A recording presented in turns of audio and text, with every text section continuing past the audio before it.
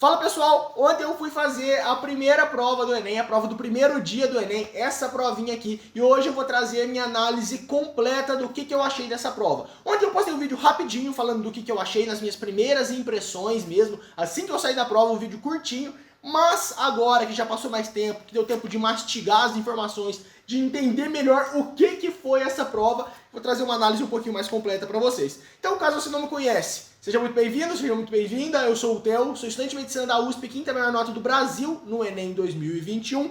Então vamos falar área por área, passo a passo do que foi essa prova, pelo menos na minha análise. Primeira coisa, falando ali do ponto mais fácil, digamos assim, na minha impressão, o que eu achei que foi o mais fácil da prova, foi a redação.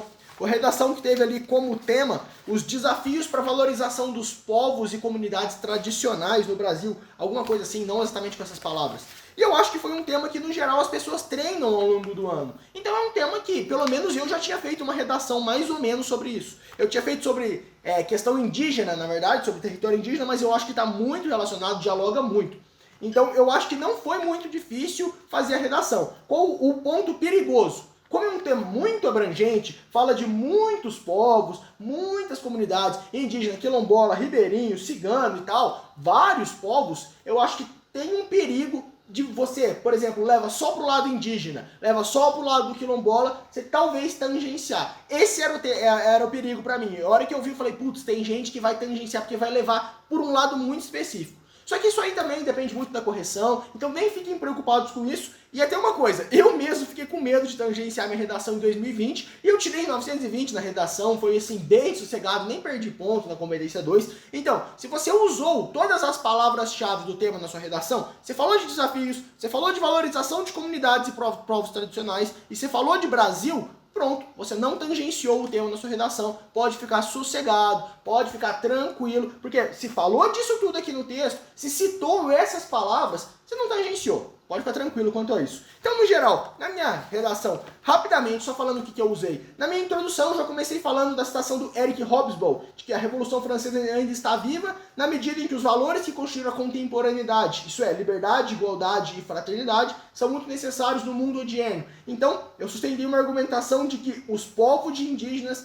enfrentam problemas que acabam restringindo, de certo modo, essa liberdade, essa igualdade, essa fraternidade. E aí eu fui desenvolvendo ao longo do texto isso. No meu argumento 1 foi basicamente um argumento de causa. Aí aqui eu fui desenvolvendo a questão da concentração fundiária no Brasil. Citei o Boris Fausto, falei das Sesmarias, que deram origem à concentração fundiária, que levaram o Brasil a ser um país predominantemente agroexportador. Aí, com base nisso, eu associei isso com a expansão da fronteira agrícola e com o conflito pela terra. Até falei do Bico do Papagaio na região norte, que é uma região muito característica pelo conflito pela terra. E aí eu falei que por causa da expansão da fronteira agrícola, esses povos tradicionais muitas vezes se veem expulsos, não foi essa palavra que eu usei, obviamente, eu usei uma palavra mais bonitinha, mas falei que eles são expulsos da própria terra, o que acaba prejudicando os direitos desse povo. Depois, em um parágrafo de consequência, eu retomei aquela citação do Eric Hobsbawm, retomei falando de direitos civis,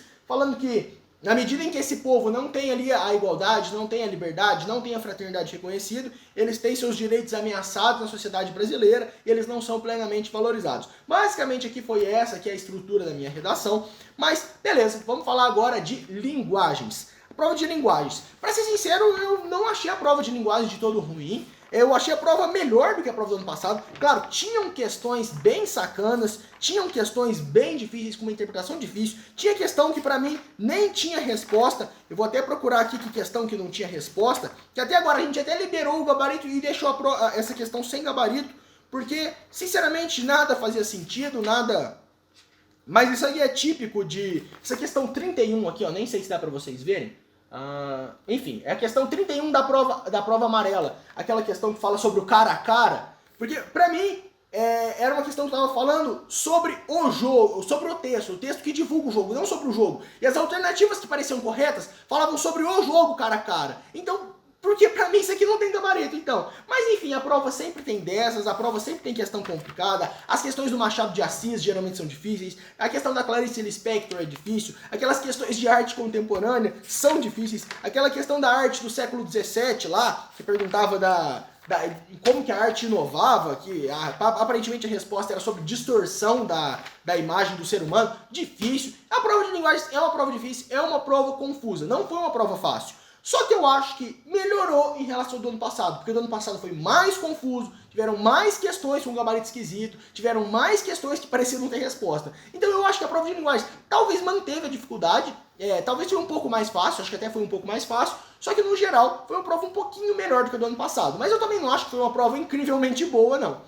Mas o ponto negativo também, pelo menos no meu caderno de prova, eu abri a prova e de cara, 10 questões difíceis agrupadas. Basicamente assim, da questão 6 à questão 15 eram questões difíceis e o resto da prova fácil. Então isso para quem tá fazendo a prova, você começa difícil, difícil, difícil. Ah, essa eu sei, difícil, difícil. Você acaba pulando as 10 primeiras questões da prova, você fica com um emocional muito desestabilizado. Se eu tivesse prestando para valer, provavelmente eu já ia ter perdido o controle ali nessa hora. Eu falei, putz, não sei nada nessa prova, beleza, tchau. Mas aí no final as questões estavam mais fáceis, só que eu achei que foi sacana eles de agruparem as questões difíceis, pelo menos assim, no caderno amarelo, numa mesma página, muito próximas uma das outras. Mas no geral, eu acho que de linguagens é isso. E humanas foi a grande surpresa dessa prova, porque pelo menos na minha visão, humanas está muito mais difícil do que do ano passado. Ano passado eu acertei 44 em humanas, era uma prova mais interpretativa, era uma prova...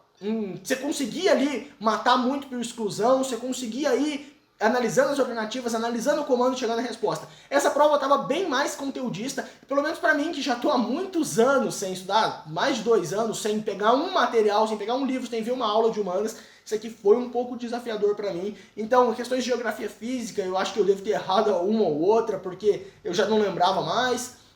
Questões de filosofia muito exigentes, aquela questão que aparentemente, pelo que os gabaritos estão colocando, a resposta era dos sofistas, muito difícil também, fui por exclusão, eu falei, sofistas é o que já caiu no Enem, eu vou marcar isso. E assim, várias outras questões na prova muito difíceis e algumas muito fáceis também. Então a prova teve dessas, teve questões muito difíceis e questões muito fáceis. Claro que para TRI você precisa acertar as muito fáceis e é ideal que você acerte, mas assim, você vai ser menos prejudicado se você errar essas muito difíceis. Então eu acho que a tendência é que as notas de humanas de todo mundo, principalmente de quem estava acertando muito, né, o pessoal que acerta 40 mais em humanas, caia. Eu acho que é uma tendência de que menos pessoas, bem menos, acertem mais de 40 esse ano, porque a prova realmente estava mais difícil. E aqui vai ter um fator TRI muito grande. Eu acho que acertar as questões fáceis vai ser muito importante e errar essas questões muito difíceis não vai ser tão penalizado assim. Então, nesse sentido, eu acho que a prova de humanas estava mais difícil. Na minha prova também aconteceu a mesma coisa que em linguagens. As questões muito difíceis estavam todas agrupadas lá no comecinho da prova amarela e depois foi uma prova mais fácil, foi desenvolvendo questões mais simples.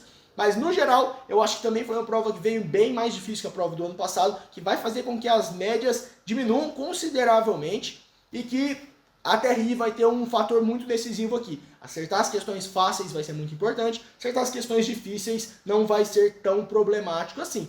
Mas se alguém quiser conferir um gabarito, eu e o Matheus fizemos um gabarito extraoficial, a gente saiu da prova, a gente discutiu, o gabarito tá ali até com alguns erros, né? A gente até já mudou a nossa visão em 2 questões, mas no geral eu acho que a gente fez um gabarito bem bom, bem legal. Então vejam ali, mais como uma consulta, como uma curiosidade, do que como uma regra absoluta do que vai ser o gabarito.